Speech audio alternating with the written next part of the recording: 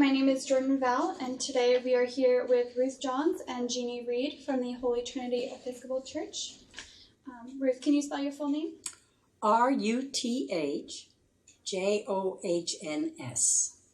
And Jeannie, can you spell your full name? Jean, Jean, Reid, Reid. Okay. All right. Now, Ruth, what year were you born in? I was born July 17th, 1936. Okay. And Jeannie, what year were you born in? 1952. 1952? Okay. And were you both born in Florida? No, I was born in Manhattan. Manhattan? Okay. And when did you move down here? I didn't move down here till about 1968. 1968. Okay. And what made you move here? My husband took a job at the University of Florida. Oh, okay. And what about you, Jeannie? Were you I was born in Gainesville. You were born in Gainesville? Okay. I lived elsewhere only a short time and hated where I was. So, so I want to kind of see what your family's roles were in the development of your religious practices. Can you maybe explain that, Ruth? Well, my father was born Roman Catholic. My mother was born Lutheran. And I guess they got together in the Episcopal Church. He was married. They were married in the little church around the corner in New York City, which was a very famous church up there. And we moved out to Long Island when I was in 3rd grade. Okay. And we joined the only Episcopal church in the area, which, in fact, it was only one of 2 churches in the town, which was the Cathedral of the Incarnation, which was the Cathedral of the Diocese of Florida. Okay. So that was my beginning.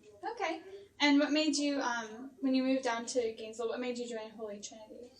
Well, I didn't at first. I went to a church further north. I went to St. Michael's for a while because it was closer to where we lived. Mm-hmm. And we had small children. So getting them to church was a lot easier. Okay. After a while, I moved down to Holy Trinity, and I think I became a member after we started doing the musicals. I don't think I formally joined until then. You did. Hmm? You didn't. No, I didn't think so. Okay. And what about you, Jeannie? How has your family affected your how have they helped you develop your religious Well, my parents met through the Episcopal Student Center at LSU when a mutual friend got him to give her organ lessons. So, and when I was about 6, they were members here. When I was about 6, Holy Trinity formed a mission, St. Michael's. Episcopal churches tend, when they get large, to form a new small church rather than just getting huge. And so we all went there. My father was the organist, and my mother was the Sunday school superintendent. So church was just very much a part of our lives. Okay. And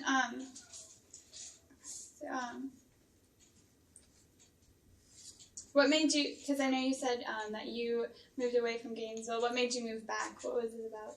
Where did you move to that you didn't really care Myrtle Beach. Myrtle Beach. I didn't like much of anything, but it is a very conservative, very not ecologically friendly place. Yeah. Okay. And the university I was at still thought it was a community college. So. Okay.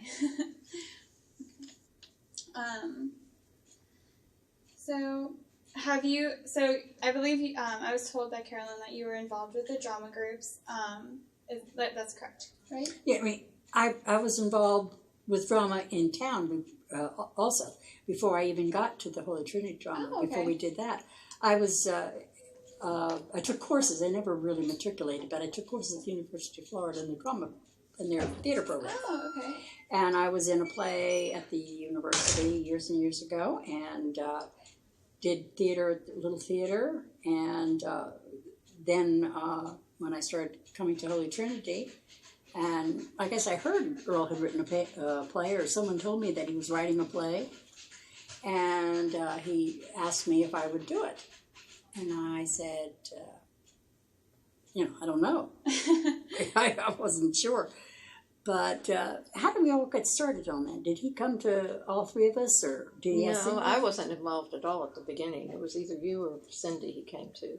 Okay. And he wanted you to, he was thinking Reader's Theater. Yeah.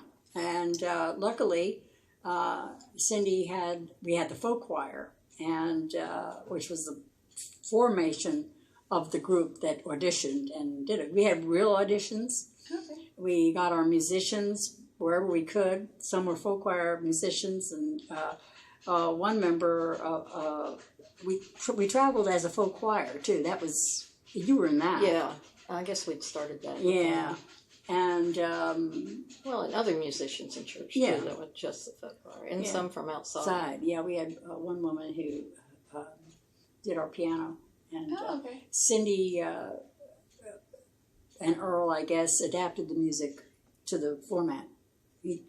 Yeah, well, originally Carol Alexander wrote the music down. Carol was someone who was part of our folk choir for a little while and was a Juilliard graduate. Oh, wow. Yes, okay. very, and Earl said working with her was like having a third side of your brain, because she thought so much like him when they did these musicals. So she wrote down a very simple thing, and then we had a pianist who could kind of improvise on the simple. Oh, okay. And she came up and played for them. She played for the first several we did. Now, did the junior choir musicals proceed? Yes. Now you tell her about Junior that. choir musicals proceeded. Cindy had started just doing a little musical with our junior choir, and it kind of grew and grew. And so I came into this mostly as a dancer. I also done a lot of music, but I danced with Dance Alive, which is now the professional ballet company in town. Okay. Wow, I had danced with them, And so Cindy had asked me to choreograph one number in the junior choir musical, because we had a fully staged, fully danced, 45-minute long musical, Wow. And when she asked me, I said I'd do that one, but if I could do that one, I wanted to do this other one, because it was really neat and fun to do. And so that got me involved, and eventually I ended up being her assistant with the junior choir, but I did choreography for those musicals, and we pulled in Ruth for the drama for those musicals. Wow. So then when Earl's musical came up, I remember Cindy saying, I have a big, a great thing to ask you. Do you want to do that? And I was like, I don't know if I can. It was an awesome responsibility, because Earl was much beloved in the congregation. And of course, this was his first musical, and it was his baby. And so he had to turn it over, because that's what I told him. I said, I'd be happy to direct it. But I don't want you sitting in on rehearsals. Because if you have the writer there, if you see something in situ, and when you're just working on it, and not polished or finished, breaking up, it gets very emotional. So I said, you can't come to rehearsals. And so he said, okay. And he didn't. And he didn't? Yeah. Wow. And he let us alone. And the blessing of the whole thing is, I don't know how much talent we all had. I don't really know about that. But I do know we liked each other. And I do know that we thought alike. So that if Jeannie came up with something that might be something I might not understand or be able to, till it was demonstrated by the people, I trusted her. I knew that she knew more about dance than I'll ever know in a lifetime. And I knew Cindy could work miracles with her musical ability, and I knew that I could do the drama because I majored it in college, and I knew I could do that. So I figured if I felt confident, and she felt confident, and Cindy felt confident, and we liked each other to work together, it would come together, and it did. And we worked with people who were not professionals by any shape, manner, form. I can remember Jeannie teaching some of these people to dance. It was pathetic. And we had a picture of Cindy and I at auditions looking at each other and smiling, and we captioned it, somebody who can walk and chew gum at the same time. These were just parishioners, people. What was their age group? Ran the gamut. Because we've worked with children. When we did The Prodigal Son, we had little children do the pigs. They would, they were little. My daughter who is now like 30 something. 5 or 6 or something. She was 4, 5 or 6 when she did it. So we had children all the way up to people not so young. Okay. So Okay. What do they say? Multi-generational, I guess. Yeah. Well, how do you feel that the drama program has influenced and affected the church community? Since you guys have been here. Well, I think it was a good thing because it brought other things. We were able to bring, we had a committee in the church who we brought in some very well-known speakers. We brought in artists. We brought in all kinds of things because Earl was very into that. He was a priest that appreciated all of that. And I think it gave the children something wonderful to remember for the rest of their lives. I mean, we worked really hard with these kids, and we had a stage built in the church. Remember where I showed you around the churches up by the altar? Yeah. We had a man in our congregation whose son was in the junior choir musicals, and he was a carpenter. What was it? Carlos by trade? designed it. Yeah, Carlos Assay, who did a lot of stuff at the Hippodrome, designed the sets, and this guy built a stage that we could fit right over the choir loft. Oh, wow. And so we had, a full-fledged thing going on there. And I think it gave the kids and the adults a good feeling of the Bible stories coming to life. And I think that was probably a very good thing. And it was a wonderful community thing because everybody supported it. And probably our biggest one was we did the Rainbow Express, which was a Noah's Ark, and it was a children's musical, but we invited anyone in the congregation to come be animals in it. Oh. And they would walk on and off, and we started off, they were supposed to make a real simple little costume head. Uh-huh. And they just grew. They built more and more, and we ended up with 52 animals. And we had all kinds of father with his daughter he only saw on weekends divorced, a godmother, a goddaughter. Oh, so everyone got involved. And they built more and more elaborate costumes. We had an anteater with a long thing like this that would do a curl. The for the party favor thing would do the curl with those. We had an alligator with a big head and a huge tail. Wow. It was just incredible. And yeah, the community building and the getting people together, I think, was a... Wow. And do you remember what year that was in? Was that before the fire or after the fire? Before. It was before the fire. Okay. Do you guys feel that the drama program has changed since the church burned down? Has it gotten...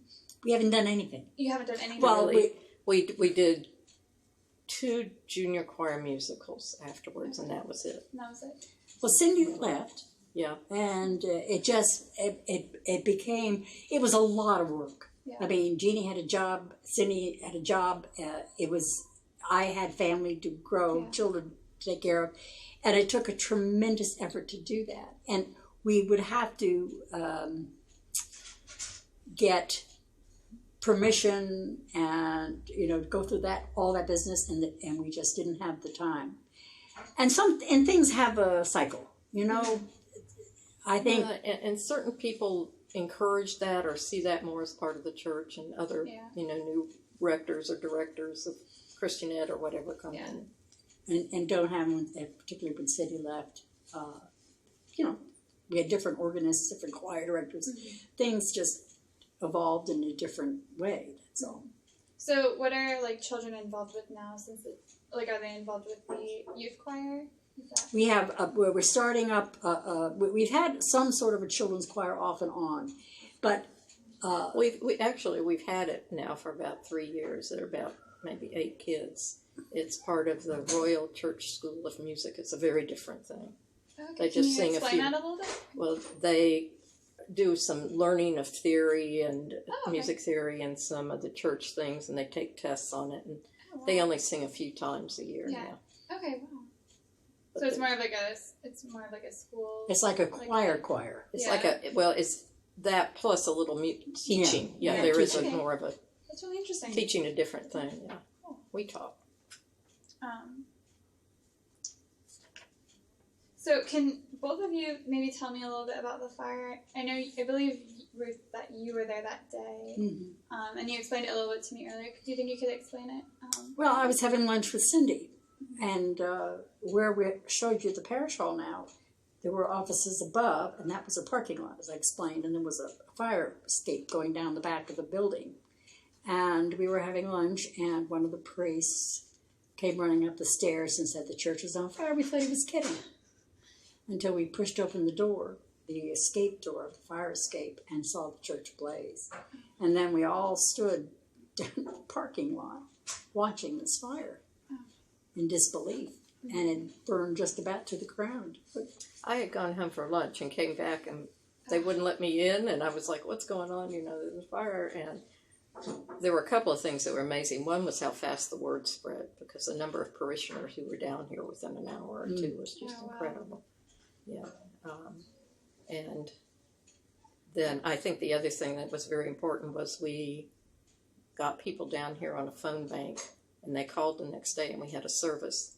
First Methodist, a number of the churches, Jewish synagogues, just came out of the woodwork inviting us to use their facilities and just showing, real care. And so the next night we had a service down at First Methodist, and it was like a full church of our people. Wow, that sounds wonderful. Wow. How do you, since the church has been rebuilt, have you noticed anything different about it, within the community structure of it? You mean the church family? Yeah. I don't know. I think it took a while for us to get the church built and everything, and I think there was a state of flux for a while, but there was always a core of people that had been there for years and years that kept it alive and raising money for it, because we didn't have a huge congregation as they go to build a new church. Yeah. And they're very expensive. You think we did? Well, compared to what we have now, we had Yeah. a bigger one then, as all churches did. They ebb and they flow. But we don't do the theater stuff anymore because, as I said, it was a lot of work, and people have to be willing to give a lot of time to it. Mm-hmm. But the church is different. It's just different. With each rector, it's different. Uh-huh. The people, some people come, some people go, some people don't like a certain rector, some people like a certain rector. I mean, that's just the way it goes in churches. Mm-hmm. And then you have a core of people that would come no matter who's rector, so because this is their church home. Mm-hmm. And you said you've been here through 4 different rectors?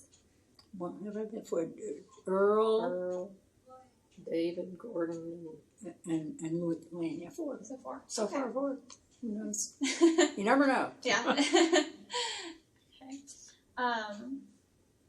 So can you guys, can both of you tell me a little bit about the youth programs that you have? I know you guys have a pretty large Sunday school program, and maybe just tell me a little bit how they have evolved after the fire, how you use them to rebuild the community. I don't know much about that. Yeah, neither of us know an awful lot now about that. I used to, but I mean, we do have a Sunday school program. We have a wonderful leader of that group. Probably you should talk to her about it. We had my daughter worked. It's about 20 years ago. 10 years ago? 10 years ago? Yeah, more like 20. 20 years ago. Oh dear. She was youth director here for 10 years. Oh, wow, okay. But she did the older kids, and not the high school kids, junior high school kids. And they now have someone who does all of that on a full salary. My daughter was paid half-time for what they said was half-time work. And so I have nothing to do with it anymore, so I really don't know except what I see them do at church. Okay. I know they have a very nice summer program for the kids who want to come for a week, sort of like a camp. And they've gotten together with First Methodist on some things. Vacation Bible School and the youth groups have done some things together. Oh, all right. Yeah. Okay. And the youth do go on little trips and do things, usually one trip a year to help out in the community somewhere. And they do a lot of traveling to different camps, and we have a church camp for the diocese, Camp Weed in Live Oak. Yes, I've heard about that. And it's wonderful now. It's huge now. They've got a lot of buildings and stuff, and the kids have an opportunity to go there during the summer. They have summer camps during the year, summer. Mm-hmm. So there are youth activities, but I can't give you details. Yeah, that's fine. Can you guys talk about some of your involvement with the community, though? Outside of the church, and the Gainesville community. Well, one thing, I'm involved with Women Build Habitat for Humanity, and I'm on the steering committee there. Helped build the last couple of houses, and we're fundraising for the next one. Oh, wow. And that's probably my major one right now. As I said, for years I danced, but I don't anymore. That you work. Tell her just a little bit about the Christmas stuff you do with the Giving Tree. Yeah, Giving Tree. Yeah, we have a project at Christmas where we have names on a tree that parishioners take, and they buy gifts for children, and we have them, about 4 different groups of children. It started buying gifts for children with AIDS back 30 years ago, 25 years ago, when there was not much hope. I mean, they were all babies because they died. But we continue with that, and we've added children from our child care center who are low income, and I'm missing a group.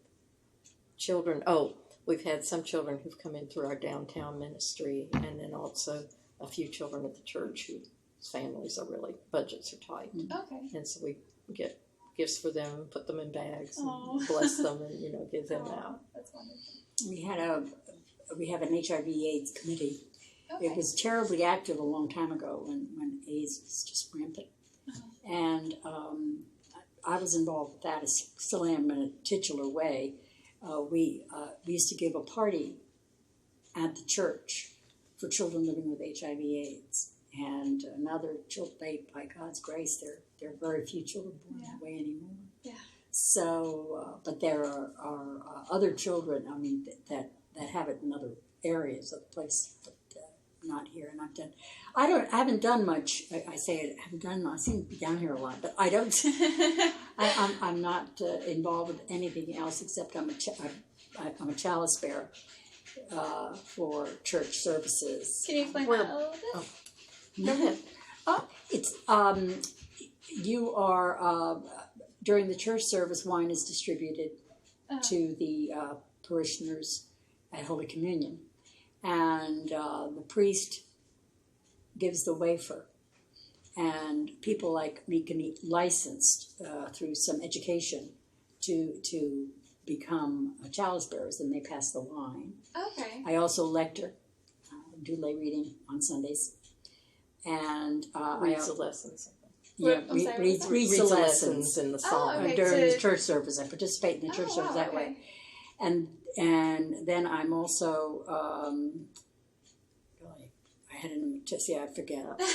Well, we're both members of a discussion group that meets on once a week on talks some books, and it's all people who've been through something called Education for Ministry. Which you do I now do, one night a week. I'm a co-mentor for that. It's a 4-year course from the University of the South at Swanee for lay people.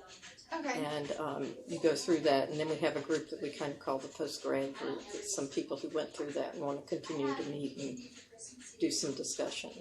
So you guys just, do you guys like read the Bible in this group? Or? In Education for Ministry, the first year is Old Testament, plus there are lessons that go with it.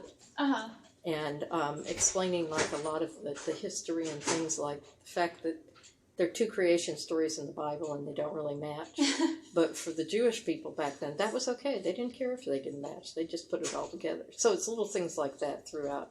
The second year is the New Testament. Third year is church history through about to 1800. And the fourth year is history, philosophy, theology. So do you like target the students that you'd want to be in this? Like, are they U.S. students? Or? No, they're just invited. A lot of them are older, partly because it does require some time. The going through the course, it requires at least a couple of hours a week of extra reading, and then we meet for 2.5 to 3 hours. And how many members are in this group? We have, right now, I think we have 11, including co-mentors. If we get 12, then we have to divide if we get over 12. So we've been keeping somewhere between about 8 and 11 each year. So we have people graduate and then people come in. And what's the goal of this program? It's to help people both decide what their ministry is and also give them some of the information, some equipment for doing that. And kind of encourage and support them. I also am a lay Eucharistic minister, which means, again, a lot of prep work. You got to take courses and stuff to take the Eucharist to the lay shut-ins. Each one of us is assigned someone who can get to church, and we take the wine and the wafer, and we do a little service for them, and individually at their home, or the hospital, or the rest home, or wherever they happen to be. And you do this every Sunday? No, we do it. Every person gets it once a month Okay. And I, for instance, have two ladies, elderly ladies, that I do. One of them is laid up at her home with some problems, and the other one is 90 years old. And I also bring her to church some Sundays. She's not sick. Her husband, I got in with her because of her husband who was very ill, and I brought him communion, and of course she stayed home with him at the time. Mm-hmm. But now she wants to go to church, so once a month I'll bring her to church. Aww. I'll bring her Easter Sunday. Oh, that's nice. So that's another one of my ministries to do. I play with the handbell choir. Yes. Oh, what's that? The handbell choir? Ring handbells. Okay. And I do some work still. I'm about to do something tomorrow with Myers-Briggs Type Indicator, the MBTI. Do you know anything about it? No. Okay, it's a personality instrument that's taken by like 1 million people a year. Okay. It's the largest one for normal people. Uh-huh. And one of the centers is here in Gainesville, and I was on their faculty for a while. So, but I still, like tomorrow, I'm giving a talk for the vision support group or something. Pete Vickers got. Oh. How did you get involved with that? Through church. Through the church? Earl Page was very interested in fact, did some things because it talks about how different people approach different things. So it's even how do you approach prayer? How do you see God? How do you see? And okay. So he had written some things on it a long time ago and got involved and sent me to my first workshop on it. And I just, many years ago, fell in love with it and got very involved in it, did a number of workshops. It was in my dissertation, then I worked there with it for a while and very interested in it. So. Okay. What was your dissertation on? What was it? It was the relationships among personality type, burnout, and coping strategies in female elementary teachers. Okay. You have to put the whole thing in the title. They make you. Yeah. Yeah, they can be pretty long sometimes. Yeah. Well, that's why they make you. It's one of the rules. Uh-huh. And you did that when you were getting your master's? No, my doctorate. Your doctorate. Where did you get that at? Here. Here at UF? At UF, Oh, okay. Wonderful. Did you go to UF as well? No. Okay. I just took a few courses in theater. I didn't. Oh, okay.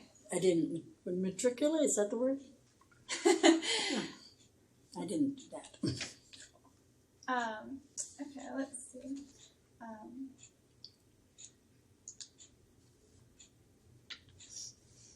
So I think one of the important questions that I'd really like you guys to kind of discuss on is, like, how has being located in the downtown area versus being in a suburban area affected the church community? Would you say it's like it positively has affected it or negatively? I think both. Negatively in that we have to travel further, some people, and some people just don't want to come down, and parking can be an issue and things like that. That's the negative side, I think. The positive side, I think, one of the positive sides, I think, is the fact it gives us an opportunity to have a downtown ministry. And we do. We have a group of people that meet twice a week and help the homeless get the information they need, registrations and identifications and all kinds of things to help them get home or buy them a bus ticket to go home or whatever. We also have, when they come and spend the night. Oh, IHN. Yeah, we have IHN. Faith Hospitality Network. Which takes people who are families. I work with that too. Yeah, you do that too. Who have families, but they can't really afford to pay rent or something. And don't have the security deposits and all that. Although they a lot of them work. They do work, but they have families.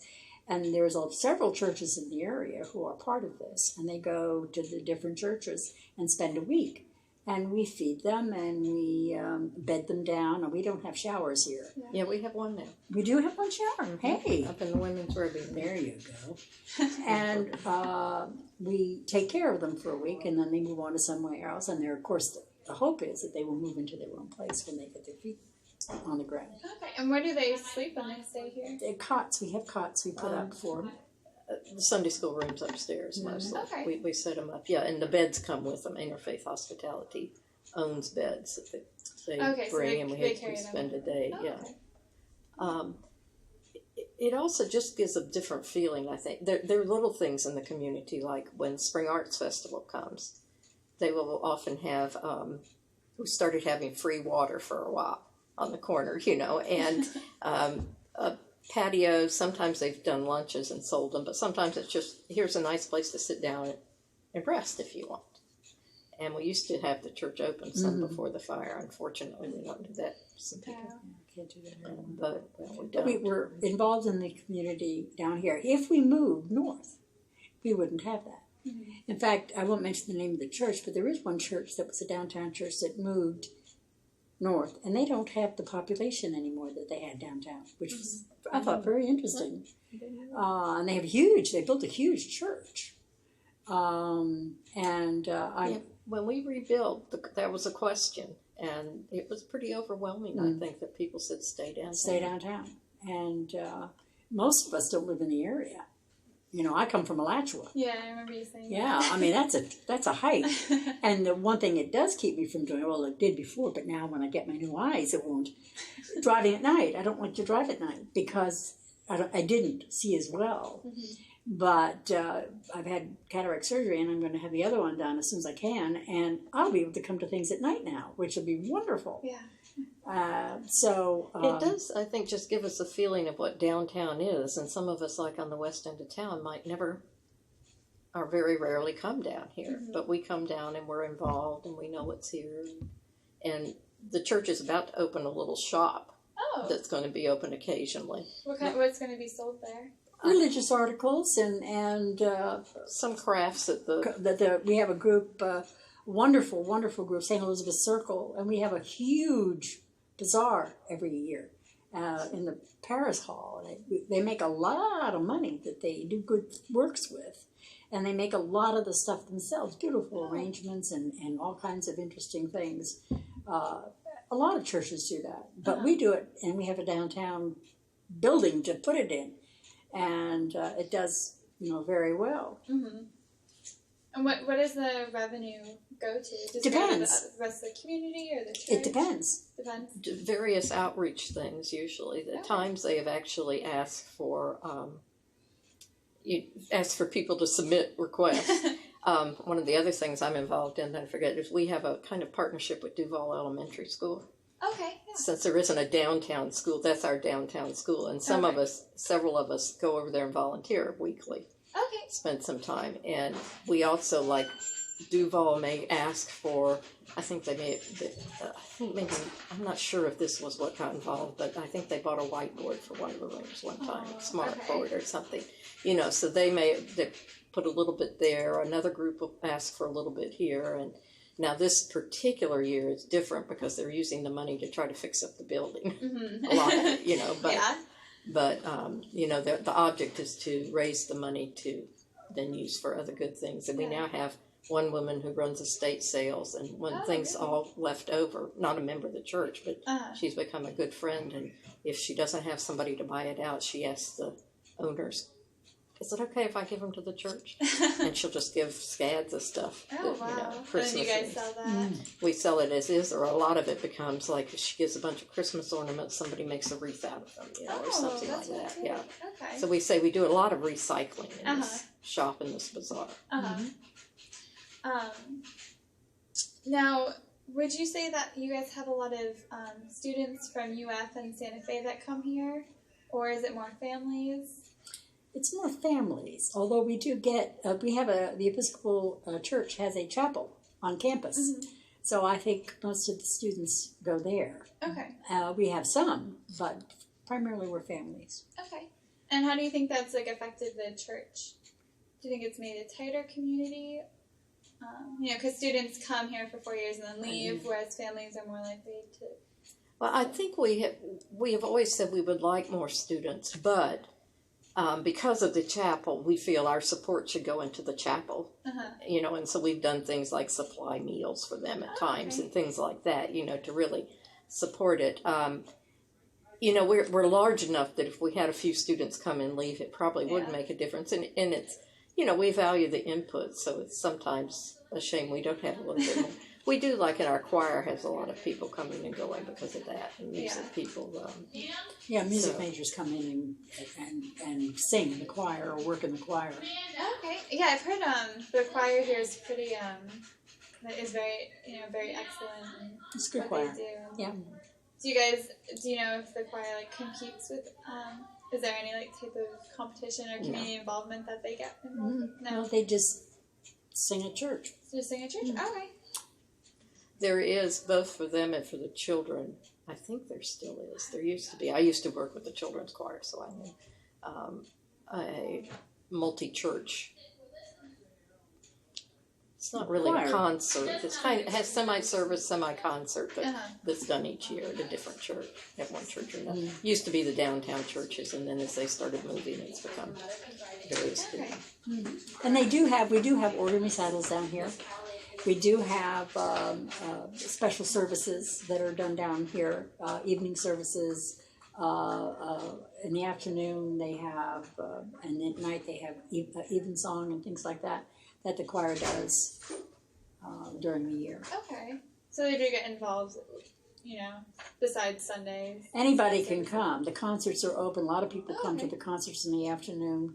Organ recitals, when they have two organs playing in here, they bring an organ in plus our own organ, and they have two organists do that, and they do it at different downtown churches. I don't know whether they do it in the out churches. I know Presbyterian does it sometimes. Yeah, First Pres And has a lot of music programs. Yeah, so and they're open for anybody, and most of them are free. Although you can donate if you wish. Of course, they're not going to turn it away, but they're not charged. You're not charged for it. So. Okay. Well, we're about to finish up here. I just have one final question for you guys. So maybe you can each answer this separately, since it might be a little different. So Ruth, what do you think, or what do you hope Holy Trinity's lasting impact is on the Gainesville community, and how have you been involved with achieving that? Well, I don't know what I've been involved in achieving that, except during the various outreach things we do. But I think Holy Trinity is a very valued member of the community. I think we do a lot of different things that make it, with the downtown ministries and all these kinds of things that we do, to the to the guests we take care of during the week. I think we do a lot to support the downtown area.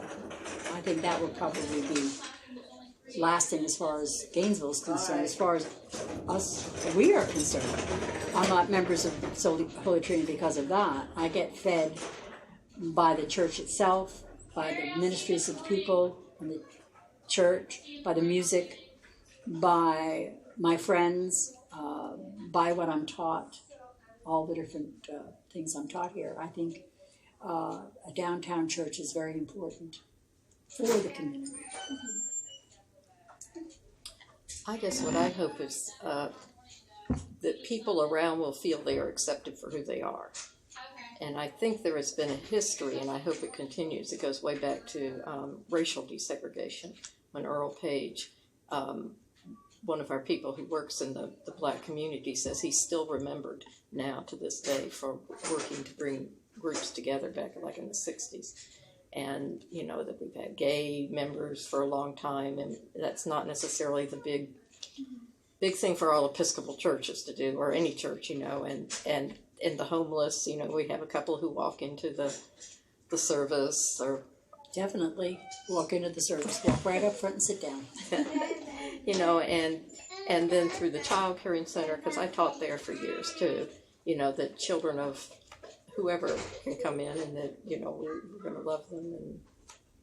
And I think, our work with the homeless and the IHN and all that, again, says that. That we are definitely an outreach church. That's what we do. I can't say I miss not having some of the drama and music that we did before. It was special for me to be able to do that within the church. I danced other places, but it was different doing it in the church, and so I miss. Yeah, she did a lot of wonderful dances right in the church proper. That were just lovely, and she choreographed things that were done that were just lovely, and it was new then. I mean, nobody did it. Yeah. Now, you have things like that all the time. But I think the drama that we did was wonderful, but nobody picked up the baton. Yeah, we also had a little drama group. Yes. No, I didn't tell her. We had a group called Pelican Rep. Oh. Because of the show did the Pelican on the Reardon. So we traveled with the folk choir all over Florida, all the way up to Ridgecrest, North Carolina. We did a thing up there, and in the prisons. There were 5 of us, and we were based on another group that came here, Friends of the Groom, which I still keep in touch with, and they travel all over the world now, putting on these dramas written by Tom Long, who is head of it, and he writes wonderful religious pieces. I discovered them at Ridgecrest. No, you discovered them at Canuga. Canuga, thank you. Canuga. And they're funny, and then at the end they zip you. You know, they get you, and they're religious. I do that, yeah. Very spiritual, but they're wonderful to see. And he writes all of these things, and we did them as a group for years. It was a wonderful group. And both of you were involved in that? I was one of the minions. Okay. Yeah, I was in She let charge me of be it. Okay. I was in charge of it. Yeah, I said she could. Yeah, we had 6 or 8, 5 or 6, 7, something Maybe like that. 8. And then we were Laura was our baby at that time, and I guess I was the oldest. We had a wonderful time doing that. We had props. We built a stage. We did the whole thing. Just mimicked him, copied Tom Long all the way down. You know, and I love because when I met him, it was the first time I'd ever seen church drama that wasn't stodgy. Mm-hmm. It was great. Years and years. Wow. That's wonderful. Well, is there any last words that you guys would like to say? No, I think you covered it. No? Yeah, Is there anything you want to show, have documented from the album that you have with you? Any pictures or anything? We just haven't had enough time to look, so okay. I can't take the time to do that now. Certainly. Okay. Well, I just want to thank you both for helping us with the interview, and this is definitely going to go to good use, and you guys should see about a 3 or so minute clip. Here's the anteater. Oh, yeah. Not the best picture, but... There's a giraffe head. Yeah, there's a giraffe head. Nam was one of the giraffes. The skunks came out with some spray. And the rabbits, we had 2 rabbits go in and about 6 come out. And our bluebirds. It's all fun. There's Jeannie. And what show was this for? This was our Rainbow Express. Which was based and on... here are the anteaters, and you can see the little party favor coming out. And a skunk, and a zebra, and these little so you were saying and a giraffe. This is a 52. Yeah, this is Noah's Ark. 2 of our little girls, they were bluebirds. And, there's a bear. There's Noah. And a bumblebee, and Noah, and an angel, and 2 pigs. One of whom was our church secretary, and she would go, and we gave her pig things for years after that, Yeah. Aww. And that's Noah's conscience. Okay. The one on the right side? Yeah. Okay. Noah has a sailor's hat on. Yeah. Jim Ketchum, God bless him. Oh, jeez, man. That's going back a long ways. Well, I hope we gave you what you needed. Yeah, definitely. There is some good. definitely good stuff in there.